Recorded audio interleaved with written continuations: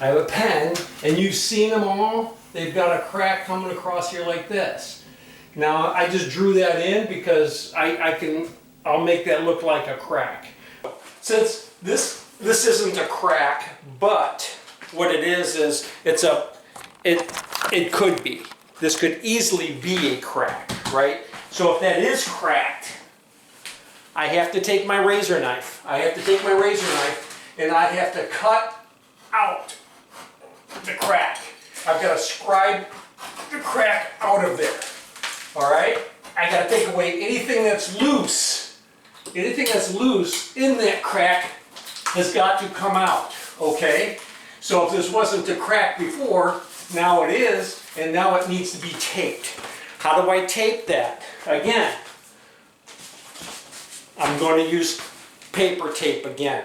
Now, I do have a video in there showing you how to rip the sides, but I'm not going to do that here because I'm going to mud this in. Hey, if you do, listen, if you wanted to, you can fold it in half. You can tear the edge just like this. Just tear that edge a little bit. Notice it's still folded in half. I'm just going to tear that edge a little bit like this. This is a secret trick. Actually, I have a video on YouTube that talks about the secret tricks. Now I can take this piece here and it looks like this, right? Now I can put that up here. I can wipe it down, pull it out. You got to make sure though you don't pull out all of the mud from behind the tape, right? I'm going to cut that off. Okay. Now you don't have to pile a lot of mud on it.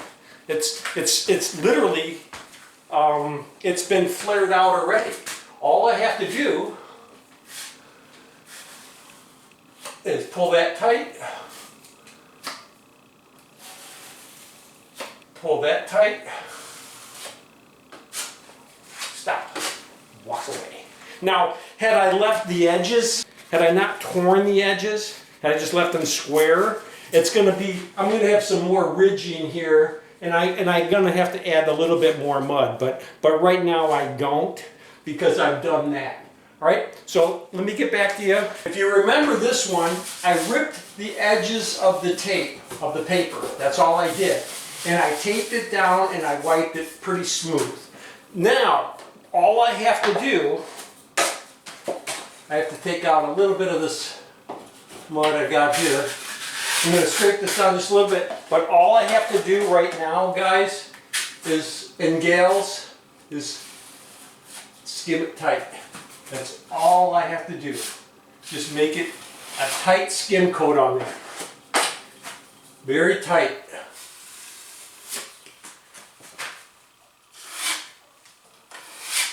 Walk away. Let it dry. Now listen, had I not torn the paper like this, I would have to coat this one more time. But because I tore the paper like this, it's almost as if I put two tight skim coats on it.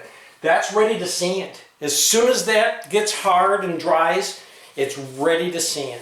So here's that little crack that was up here. Always make sure when you have a crack that comes in here, razor knife it so it can take some mud. If you don't razor knife it so it takes some mud, it might be loose under here and you might have a problem with it later. This, I taped it. You'll see it, it's all in the video, how I ripped the paper and everything else. But if you didn't rip the paper, you have to put another coat on here. This would not be ready right now. It would need one more coat. But since I ripped the paper, I was able to get away with just taping it and skimming it. So I'm gonna hit this edge, make sure it's nice and clean in the middle, and it's done. It's ready to paint. It's ready to paint. People, oh, can you paint it immediately? Absolutely you can. As long as it's dry, as long as it's ready to paint, you can paint it immediately. So, all right. And all I'm going to do, I'm going to get some more paint on there. Didn't have enough.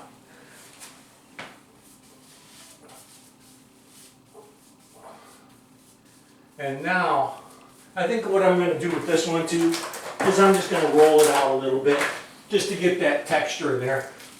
I got enough room, I can roll this and feather it out. It's important for the texture, like I said.